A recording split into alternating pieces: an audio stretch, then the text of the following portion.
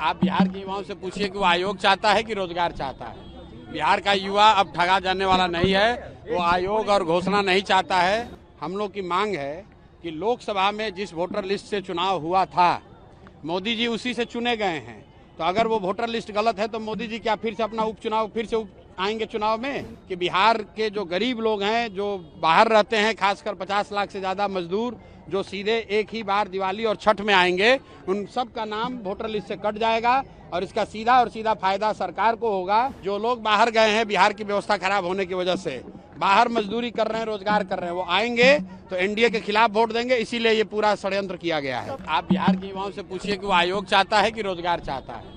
बिहार का युवा अब ठगा जाने वाला नहीं है, वो आयोग और घोषणा नहीं चाहता है। नीतीश कुमार ने 2015 में ये वादा किया था कि 18 साल से 35 साल के तक जितने युवा हैं, जब तक उनको नौकरी नहीं मिलेगी, रोजगार नहीं मिलेगा, तब तक उनको 1000 रुपए का हर महीने बेरोजगारी भत्ता मिलेगा।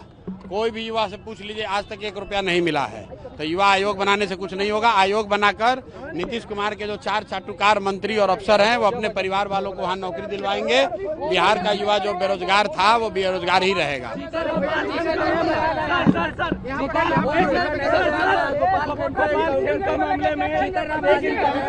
सर, गोपाल खेमका मामले में एक एनकाउंटर हुआ है, चिराग पासवान ने अपनी सरकार पे सवाल उठाया है। भाई, एनकाउंटर हुआ है, अभी ये खबर आई है, उसकी पूरी जानकारी आने दीजिए, तभी उस पर कोई टीका टिप्पणी हो सकती है कि जिसने मारा था उसका इनकाउंटर हुआ है, किन परिस्थितियों में हुआ है। ये तो जब सारी जानकारी आएगी तभी उस पर कोई टीका टिप्पणी हो सकती है। अरे किसने ये सब, आप लोग फालतू बात जो है, 2015 में महिलाओं को 30% सरकारी नौकरियों में आरक्षण पहले से है। ये नीतीश कुमार पहले ही का घोषणा फिर से दोबारा घोषणा करके बेवकूफ बना रहा है। बिल्कुल जो वोटर लिस्ट रिवीजन हो रहा है ये गलत रिवीजन है। हम लोग की मांग है कि लोकसभा में जिस वोटर लिस्ट से चुनाव हुआ था, मोदी जी उसी से चुने गए हैं।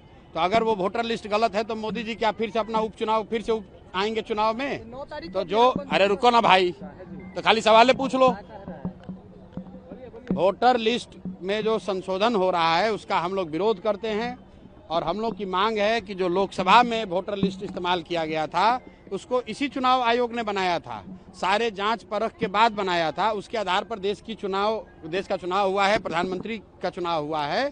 तो उसी वोटर लिस्ट को माना जाना चाहिए। उसमें अगर किसी की मृत्यु हो गई है, कोई पलायन कर गया है तो उसका नाम काट दीजिए। जो 18 साल से ज्यादा के लोग हैं उसका नाम जोड़ दीजिए।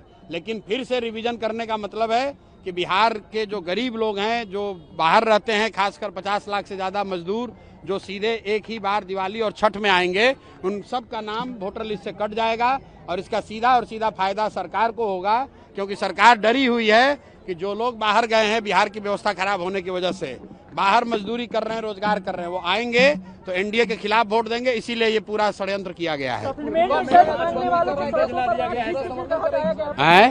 समर्थन कर रही है क्या सर बंदी का? बिल्कुल नहीं करती है। हम लोग लंपट लोगों का पार्टी नहीं है कि अगर आप बिहार बंद कीजिएगा तो उससे किसका नुकसान होगा? उससे बिहार की जनता का नुकसान होगा। जो लोग रोजी रोटी करते हैं, रेड़ी पट्टी लगाते हैं, जो दुकान चलाते हैं, उनका नुकसान होगा। आपका बच्चा कल बीमार पड़ेगा, उसको हॉस्पिटल में ले जाना है, ये लोग बंद कर देंगे, आपका परिवार सफर करेगा।